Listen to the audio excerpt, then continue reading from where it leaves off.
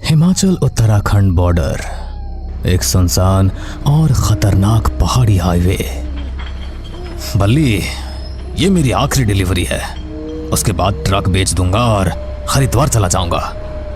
लेकिन भैया, आपने ये रोड क्यों लिया? लोग कहते हैं रात के बाद इस हाईवे पे कुछ चलता है। अरे सड़क पे नहीं बल्ली, डर लोगों के अंदर चलता है। तुम जितना डरोगे, तुम्हारा डर तुम्हें उतना ही डराएगा। ट्रक कल्याणी गड़गड़ाते हुए चढ़ाई चढ़ रहा था। सामने था NH 317A, एक सुनसान हाईवे जो आधी रात के बाद मृत रास्ता कहलाता था। रात के 1:15 एक मोड़ पर बल्ली ने सड़क किनारे एक औरत को हाथ हिलाते देखा। भैया देखो, वो कोई है इस समय यहाँ। चलो ट्रक निकालो, मत देखो पीछे। लेकिन जब जग्गा ने शीशे में देखा, औरत ट्रक की छाया में दौड़ रही थी। कुछ दूरी पर ट्रक की हेडलाइट अपने आप बंद हो जाती है। तभी सामने एक पेड़ की डाल से लटकती दिखती है एक औरत की लाश, जो धीरे धीरे आंखें खोलती है। भैया, वो लाश देखो। अबे ये क्या दिखा दिया तूने? ट्रक रुकता है, हेडलाइट दोबारा जलती है, लेकिन लाश गायब होती है। कुछ दूर एक पुराना ढाबा मिलता है। वहां एक बुढ़ा आदमी उन्हें घूरता है। NH 317A पे हो तो अपने साथ ट्रक में ये नींबू रख लो। जब औरत दिखे ब्रेक मत मारना, वरना तुम्हारी आत्मा वहीं रुक जाएगी। अरे तुम कौन हो और तुम्हें ये सब कैसे पता? मैं वो हूं जिसने कभी ब्रेक मारा था। ये बोलकर वो बूढ़ा आदमी अंधेरे में कहीं गायब हो जाता है। रात के 3 बजे ट्रक फिर एक मोड़ पर आता है। रुक जाओ भैया, ट्रक चलाते रहो, ब्रेक मत मारना। लेकिन ट्रक बिना ब्रेक मारे ही खुद ब खुद रुक जाता है। औरत पास आकर धीरे से कहती है, कल्याणी, तो फिर से आ गई। जग्गा चौंक कर देखता है। औरत ट्रक से बातें कर रही है। ट्रक का हॉर्न अपने आप बजता है, गियर अपने आप बदलता है। बल्ली को पीछे सीट पर खून से सनी एक डायरी मिलती है। उस डायरी में राहुल नाम का जिक्र होता है। राहुल, ट्रक ड्राइवर जो 3 साल पहले इसी रोड पर गायब हुआ था। कल्याणी ट्रक पहले राहुल के पास ही था। उसके गायब होने के बाद ही मैंने ये ट्रक लिया था। अब दोनों समझ जाते हैं कि ट्रक के साथ कुछ गंभीर और शापित जुड़ा है। ट्रक एक जगह खुद रुक जाता है, जहां जमीन काली और जली हुई दिखती है। वो औरत वहां फिर प्रकट होती है। मैं राहुल की पत्नी हूँ। उसी कल्याणी में उसका खून बहा था। तुमने ट्रक खरीदा, पर राहुल की आत्मा नहीं। मैं तो उसे सिर्फ ड्राइव करता हूँ। मेरा राहुल की आत्मा से क्या लेना देना? मुझे छोड़ दो। अब मुझे मेरा ट्रक चाहिए और उसका ड्राइवर भी। ट्रक का दरवाजा अपने आप खुलता है। जग्गा हवा में उड़ता है और गायब हो जाता है। बल्ली बेसुध हो जाता है। सुबह पुलिस आती है। ट्रक कल्याणी वहीं खड़ा होता है, इंजन ठंडा, लेकिन सीट पर जग्गा की डायरी। एक और ड्राइवर गायब और वही ट्रक फिर से खड़ा। ये रहस्य तो और गहराता जा रहा है कि ड्राइवर को किसने गायब किया और क्यों। और इससे भी ज्यादा जरूरी सवाल है कि अगला कौन? हिमाचल के परिवहन डिपो में अचानक ट्रक नंबर 786 लौटा। इंजन गर्म था, लेकिन कोई ड्राइवर नहीं। गेटकीपर से लेकर मैनेजर तक सब सन। हर कोई उस ट्रक को देखता जैसे कोई भूतिया चीज हो। अरे मैंने अपनी आंखों से देखा था इसे जलते हुए। ये तो कबाड़ हो गया था। लेकिन ट्रक खड़ा था, चमकदार, नया सा। बस नंबर प्लेट वही पुराना, HP 786। जो भी इस बार चलाएगा उसे दोगुना पैसा मिलेगा। पैसा ही चाहिए मुझे, भूत प्रेत सब बकवास है। मैंने जो भी देखा वो सब बस मेरी आंखों का धोखा हो सकता है। मैं इन बातों को नहीं मानता। रात 9:45 पर बल्ली ट्रक लेकर निकला। रास्ता वही कल्याणी घाटी का जहां पहले हादसे हुए थे। कोहरा घना था और ट्रक की लाइट भी धुंध में खो जाती। चलो ट्रक महाराज, देखते हैं तेरा दम कितना है। अचानक ट्रक की हेडलाइट्स जलने बुझने लग जाती है और ट्रक का रेडियो चालू हो जाता है बिना छुए। तू आया है, तू अब वापस नहीं लौटेगा। बल्ली डरता है लेकिन हंसता भी है। लगता है कोई मेरे साथ शरारत कर रहा है। पर एक मोड़ पर पहुंचते ही ट्रक रुक जाता है। इंजन चालू है पर ट्रक हिल नहीं रहा। बल्ली बाहर निकलता है। वहां कोई नहीं होता पर हवा में बर्फीली सिहरन है। अचानक पिछली सीट से किसी के रोने की आवाज आती है। वो भागता है, दरवाजा खोलता है। वहां भी कोई नहीं होता लेकिन सीट पर पानी के धब्बे होते हैं। ट्रक फिर से चलने लगता है खुद से। स्टीयरिंग पर बल्ली का हाथ नहीं पर ट्रक मोड़ ले रहा है। बल्ली चीखता है मगर ट्रक खुद ब खुद दिशा तय करता है। कौन है तू? कौन चला रहा है ट्रक? अचानक ट्रक के शीशे में चेहरा उभरता है जग्गा का। मुझे भी यही ट्रक मिला था। मैं तो मर गया पर अब तेरी बारी है। बल्ली चिल्लाता है, ब्रेक मारता है मगर ट्रक नहीं रुकता। पहाड़ी की ढलान पर ट्रक 100 किलोमीटर प्रति घंटे की रफ्तार से भाग रहा होता है। एक पुराने मंदिर के सामने ट्रक खुद ब खुद रुक जाता है। मंदिर टूटा फूटा है पर भीतर से रोशनी आ रही होती है। बल्ली अंदर जाता है। वहां एक बाबा ध्यान मग्न होते हैं। बाबा बचा लो, मुझे बचा लो बाबा। ये ट्रक कोई है इसमें जो मुझे मारना चाहता है। ये ट्रक शापित है। 22 साल पहले इसमें एक परिवार को जिंदा जला दिया गया था। वही आत्माएं अब इसे जलाती है। जग्गा भी उसी रात गया था जब उसने इन आत्माओं का मजाक उड़ाया। बल्ली कांपता है और कांपते कांपते बाबा से पूछता है, बाबा मुझे इस ट्रक से छुटकारा पाने का कोई उपाय बताओ।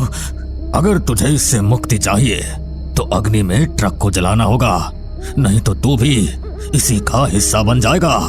पर बाबा मैंने सुना है कि इस ट्रक को पहले भी जलाया गया था। परंतु जलने के बाद भी इसका मुक्ति प्रतिष्ठान अभी तक पूरा नहीं हुआ है और ये केवल उसी जगह जाकर किया जा सकता है जहां इसके साथ पहले वो हादसा हुआ था। बल्ली ट्रक में बैठता है और उसे उसी घाटी की ओर मोड़ता है जहां हादसा हुआ था। ट्रक जैसे सब कुछ जानता हो। मोड़ आते हैं, धुंध छटती है और अचानक आग लग जाती है इंजन में। बल्ली बाहर कूदता है। ट्रक धधकता है लेकिन जलते ट्रक के शीशे में बल्ली का चेहरा नहीं, जग्गा का चेहरा होता है। ट्रक के बाहर कूदने के बाद बल्ली बेहोश हो गया। अगली सुबह स्थानीय ग्रामीणों ने उसे पहाड़ी के नीचे एक गड्ढे में पाया, जिंदा लेकिन सदमे में। अरे ये वही ट्रक वाला है ना? अरे जल्दी से इसे हॉस्पिटल ले जाओ। हाँ वही है, लेकिन ट्रक तो वहां नहीं था। जब सब उस जगह पहुंचे जहां ट्रक धधक रहा था, वहां केवल जल चुकी मिट्टी और कुछ लोहे के टुकड़े बचे थे। मगर हैरानी की बात यह थी कि वहां किसी भी तरह का विस्फोट या आग लगने के कोई निशान नहीं थे। बल्ली को जिला अस्पताल में भर्ती कराया गया। 4 दिन तक वो बोल नहीं पाया।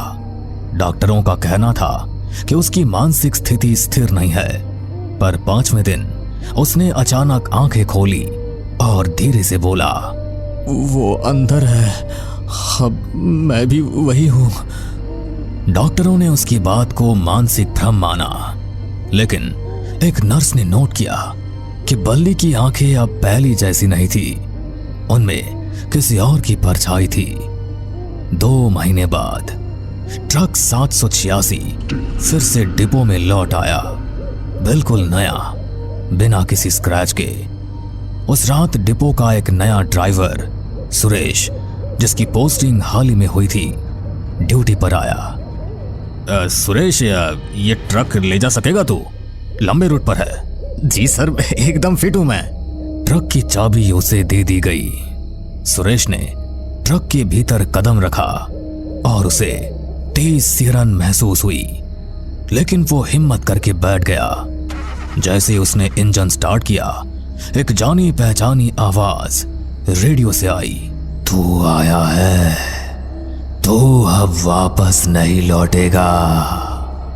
सुरेश मुस्कुराया, पर उसकी मुस्कान में कोई और था।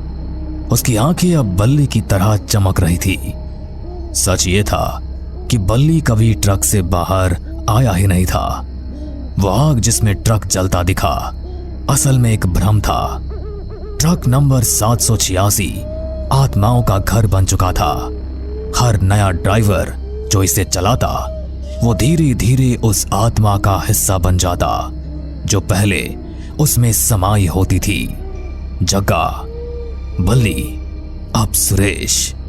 हर आत्मा पिछले की जगह लेती और ट्रक यूं ही चलता रहता, एक अंतहीन यात्रा पर। अब ट्रक को चलाने वाला सुरेश नहीं था, बल्ली था। ट्रक 786 अब फिर से एक ड्राइवर की तलाश में था। तुम्हारा अगला नंबर भी हो सकता है। क्या आप जाना चाहोगे किसी सुनसान ट्रिप पर इस ट्रक के साथ? पहाड़ियों से घिरे घने जंगल में एक लड़की के बाल बिखरे हुए थे और शरीर पर काफी चोटें थी।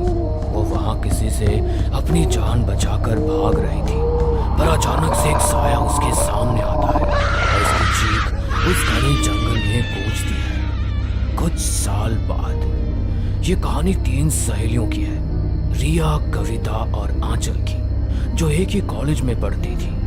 वो तीनों बचपन की दोस्त थी और जब उन्हें पता चलता है कि कॉलेज से उन्हें कुछ दिनों के लिए ट्रिप पर ले जा रहा है, ट्रिप का नाम सुनते ही सभी बेहद खुश हो जाते हैं। लेकिन उनमें अगर कोई खुश नहीं था तो वो थी आंचल। क्या फायदा यार ऐसे ट्रिप का जहाँ मैं जा ही नहीं सकती।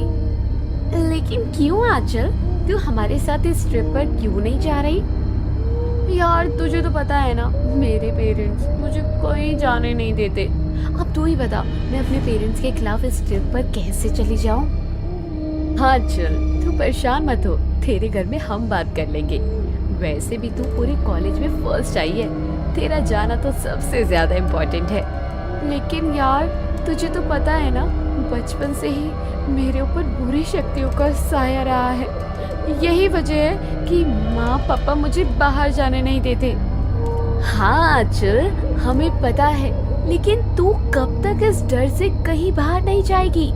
कब तक अंकल आंटी इस तरह तेरा कवच बनकर तेरी रक्षा करेंगे? एक ना एक दिन तो तुझे उनसे दूर होना ही होगा। आज नहीं तो कल वे तेरी शादी भी तो करवाएंगे ना। और वैसे भी तू कॉलेज की ट्रिप पर अकेली दौड़े ना जा रही है, हम भी तो तेरे साथ हैं। और टीचर भी तो तेरे घर में बात कर लेगी। अपने दोस्तों की बात से आंचल एग्री होती है, जिसके बाद आंचल की टीचर ही उसके घर वालों से बात करती है। अब ना चाहते हुए भी आंचल के घर वाले उस ट्रिप पर भेज देते हैं। पहली बार तीनों दोस्त ट्रिप पर जा रही थी। इस खुशी में उन तीनों को नींद ही नहीं आ रही थी। अब अगली सुबह होते ही तीनों दोस्त कॉलेज जाती है और कॉलेज वाले कॉलेज के सभी लड़के और लड़कियों को बस में बैठाकर अपनी डेस्टिनेशन के लिए चल पड़ते हैं। बस में बहुत हलचल हो रही थी, कोई गाना गा रहा था तो कोई मस्ती कर रहा था। आंचल को विंडो सीट पसंद थी, इसलिए वो शांत बस में विंडो सीट के पास बैठी बाहर का नज़ारा देख रही थी। उसे हसीन वादियाँ और शांत एनवायरनमेंट बहुत पसंद था। बस में इतनी चहल पहल होने के बाद भी आंचल का पूरा ध्यान बस से बाहर था। अब वो लोग जैसे ही अपने डेस्टिनेशन के पास पहुंचते हैं, वैसे आंचल के चेहरे पर एक ठंडी हवा आती है और उसे किसी पैरानॉर्मल एक्टिविटी का एहसास होता है। आंचल को बचपन से ही भूत प्रेत से काफी डर लगता था, कई बार उसे कुछ बुरी शक्तियों का भी अपने पास होने का एहसास हो चुका था। बस यही वजह थी कि उसके घर वाले उसे अकेले कहीं नहीं जाने देते थे, क्योंकि कई बार आंचल के ऊपर बुरी शक्तियां हावी हो चुकी थी। शायद ऐसा ही कुछ इस बार भी आंचल के साथ होने वाला था। बस अपने रास्ते चल रही थी। जैसे ही वो ठंडी हवा आंचल की चेहरे पर लगती है, वो घबरा जाती है और उसे महसूस होता है कि इस जगह पर कोई बुरी शक्ति है। ठंड का समय था, लेकिन फिर भी आंचल के चेहरे से पसीना टपकने लगता है और वो घबराती हुई रिया से कहती है, रिया, मुझे यहाँ कुछ ठीक नहीं लग रहा है। मैम, इस ड्राइवर से बोलो ना कोई दूसरा रास्ता ले ले, या तो फिर यहाँ से तेजी से बस चलाए। तुम जानती हो ना, अगर मेरे आसपास कोई बुरी शक्तियाँ होती है तो मुझे उनका आभास होता है, और मुझे अभी आभास हो रहा है। रिया इन सब बातों पर विश्वास करती थी और रिया आंचल की बचपन की दोस्त थी, तो उसने कई बार आंचल की बुरी हालत देखी थी। इसलिए वो आंचल की बात पर विश्वास कर लेती है और कविता से कहती है, कविता, आंचल को यहाँ कुछ सही नहीं लग रहा है, और तू जानती है ना आंचल के बारे में। मैम से बोल कि ड्राइवर को बोले कि रास्ता चेंज कर ले या फिर बस तेजी से चला ले। हमें जल्द से जल्द यहाँ से निकलना होगा। प्रिया, आंचल के बारे में सिर्फ तुझे और मुझे पता है और किसी को नहीं। यहाँ कोई हमारी बातों पर विश्वास नहीं करेगा, और हम सब एक साथ हैं, कुछ नहीं होगा। बस थोड़ा सा रास्ता और बचा है, हम लोग जल्दी यहाँ से निकल जाएंगे। तीन सहेलियां आपस में बात कर ही रही होती है कि अचानक से बस रुक जाती है और बस के पीछे से धुआं निकलने लगता है।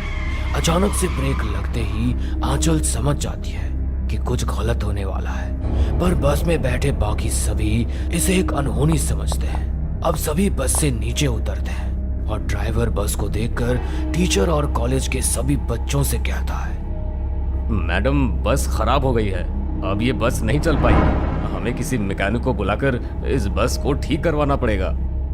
ड्राइवर, ये तुम कैसी बातें कर रहे हो? हम हाईवे पर हैं। इतनी रात में यहाँ पर मैकेनिक कहाँ से मिलेगा? मैडम, हमारा यहाँ ज्यादा देर रुकना सही नहीं है, हमें यहाँ से चलना चाहिए। हाँ, कुछ तो करना ही पड़ेगा। ये बस भी ना इसी समय पर धोखा दे जाती है। चलो हम सब थोड़ा आगे चलकर देखते हैं, क्या पता आसपास में रहने के लिए कोई होटल मिल जाए। इतना बोलकर कॉलेज के सभी स्टूडेंट एक साथ चलने लगते हैं। सब आपस में उस रास्ते को एंजॉय कर रहे थे, पर आंचल अब भी डरी सहमी चल रही थी। आंचल को अब भी ऐसा महसूस हो रहा था जैसे कोई उसके पीछे है, कोई उसके साथ चल रहा है। आंचल रिया और कविता से कुछ बोलती उससे पहले ही उसे महसूस होता है जैसे पीछे से किसी ने उसके कंधे पर हाथ रखा हो। आंचल डरती हुई पीछे मुड़कर देखती है, लेकिन वहां कोई नहीं था। एक बार फिर वो अपने कॉलेज के बच्चों के साथ चलने के लिए आगे की ओर घूमती है तो वो देखती है कि कॉलेज के सभी बच्चे गायब हो चुके हैं। यहाँ तक कि उसकी दोस्त रिया और कविता भी उसके साथ नहीं है और वो खुद एक अनजान सी जगह में है। वो खुद को एक घने से जंगल में पाती है और तभी एक बिजली पेड़ पर गिरती है। कुछ देर बाद एक पेड़ टूटकर आंचल की तरफ गिरने लगता है, पर आंचल खुद को बचा लेती है और डरती हुई जंगल से बाहर भागने की कोशिश करती है। पर तभी अचानक से एक हाथ आंचल का पैर पकड़कर उसे नीचे की ओर खींच लेता है। बचाओ, कोई है यहाँ, कोई मुझे बचाओ। इतना बोलकर आंचल जैसे तैसे अपना पैर छुड़वाकर एक बार फिर भागने लगती है और एक पत्थर से उसका पैर टकरा जाता है और वो नीचे गिर जाती है। उसके नीचे गिरते ही कविता उसे उठाती है और उससे कहती है, आंचल, क्या हुआ तुझे? तू अचानक से कैसे गिर गई यहाँ? यहाँ तो कुछ भी नहीं है। आंचल अपने सामने कविता और बाकी लोगों को देखकर और भी ज्यादा डर जाती है। उसके साथ जो घटना घटी थी उसके बारे में आंचल उन सबको बताना चाहती थी, पर वो कुछ बोल नहीं पाती। जिसके बाद आंचल की टीचर उससे कहती है, आंचल, इतनी ठंड में तुम्हें पसीना आ रहा है? सब ठीक तो है ना? चलो हम पहले होटल चलते हैं। होटल सामने ही दिख रहा है, फिर वहां जाकर तुम बताना तुम्हें हुआ क्या है। ठीक हो तुम? आंचल की ऐसी हालत देखकर उसकी टीचर भी समझ चुकी थी कि उसके साथ कुछ ठीक नहीं चल रहा था। अब वो लोग जल्दी से एक होटल में जाते हैं और 3 कमरे बुक करते हैं, जिसमें एक कमरे में आंचल, कविता, रिया और उसकी टीचर थे, तो दूसरे कमरे में बाकी के सभी स्टूडेंट और तीसरे कमरे में बस ड्राइवर। कमरे में आने के बाद सब फ्रेश हो जाते हैं, पर आंचल अब भी खिड़की के बाहर देख रही थी। ये देख उसकी टीचर उससे कहती है, आंचल, मैं काफी देर से देख रही हूँ, तुम मुझे कुछ ठीक नहीं लग रही। बस में भी तुम उदास चुपचाप बैठी थी और खिड़की के बाहर ही देख रही थी। तुम अब भी काफी डरी हुई हो और इतनी सर्दी में भी तुम्हें पसीने आ रहे हैं। सब ठीक तो है ना? टीचर, यहाँ कुछ ठीक नहीं है। मैं जानती हूँ आपको मेरी बात पर विश्वास नहीं होगा, पर बचपन से ही मुझे पैरानॉर्मल एक्टिविटीज का आभास होता है और यहाँ रात में हमारे लिए रुकना खतरे से खाली नहीं है। ये पूरा गांव ही शैतानी शक्तियों से भरा हुआ है जो मुझ पर हावी होने की कोशिश कर रहा है। मुझे डर है कहीं भी मुझे अपना शिकार न बना ले। आंचल की बातों से टीचर भी डर जाती है, पर उनके पास दूसरा कोई रास्ता नहीं था, इसलिए वो रात बिताने की सोचती है। आंचल की टीचर आंचल को और उसकी दोस्तों को कुछ तो समझा देती है, पर जब से उसने आंचल के मुंह से ये सब कुछ सुना था, तब से वो खुद भी अंदर से डर चुकी थी। अभी वो लोग सही से आराम भी नहीं कर पाए थे कि अचानक से उनके कमरे का दरवाजा कोई जोर जोर से पीटता है। इस वक्त कौन हो सकता है और इतनी तेज से दरवाजा कौन पीट रहा है? लड़कियों, तुम डरो मत, मैं हूं ना, मैं देखती हूँ। पर मैम, इस वक्त दरवाजा खोलना सही नहीं रहेगा, रहने देते हैं। बहुत जल्द सुबह होने वाली है, अब सीधा सुबह ही दरवाजा खोलेंगे। रिया, ये तुम कैसी बातें कर रही हो? क्या पता बाहर हमारा कोई साथी हो जिसे हमारी मदद की जरूरत हो। ऐसे में हम स्वार्थी नहीं बन सकते। इतना बोलकर रिया की टीचर दरवाजा खोलती है और वो दरवाजे के बाहर बस ड्राइवर को देखते हैं। बस ड्राइवर को देख सभी हैरान हो जाते हैं और टीचर बस ड्राइवर से सवाल करती है, ये क्या बदतमीजी है? आखिर तुम इतनी रात को इतनी जोर से दरवाजे को क्यों पीट रहे हो? तुम्हारे पास मेरा फोन नंबर भी तो है, तुम मुझे फोन भी कर सकते हो। जानते हो तुम्हारी वजह से लड़कियां कितनी ज्यादा डर गई हैं। माफ करना मैडम, पर फोन में नेटवर्क नहीं आ रहा, इसलिए फोन नहीं कर सका। वैसे मैंने यहाँ के होटल स्टाफ से बात की तो उसमें से एक मैकेनिकल इंजीनियर निकला। उसने कहा है कि वो बस ठीक कर देगा।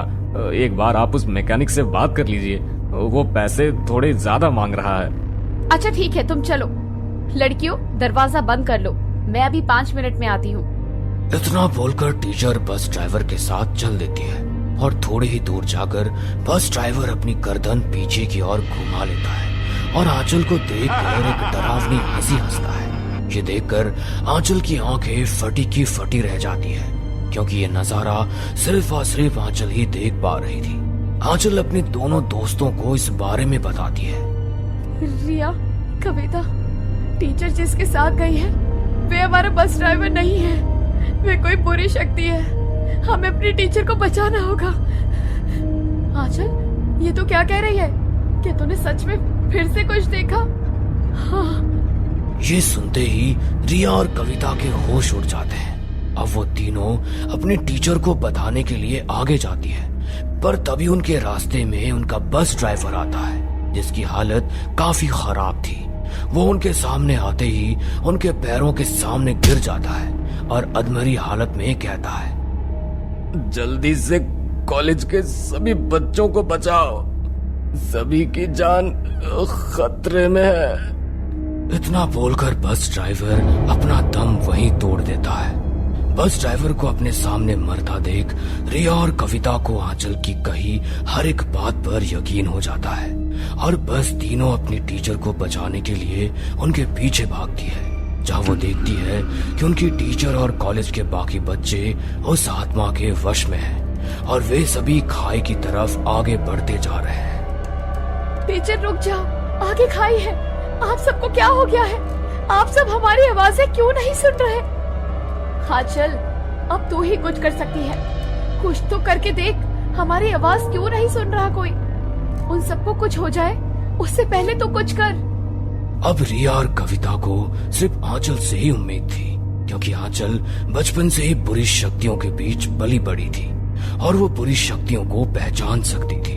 आंचल अपने गले के ताबीज पर हाथ रखती है और कुछ मंत्र पढ़ते हुए उन सबको बचाने के लिए आगे बढ़ती है कि तभी उसके सामने एक भयानक काला साया आ जाता है। उस काले साये को देख आंचल का माथा पसीने से भीग जाता है, लेकिन फिर भी आंचल हिम्मत नहीं करती और वो आगे बढ़ती है।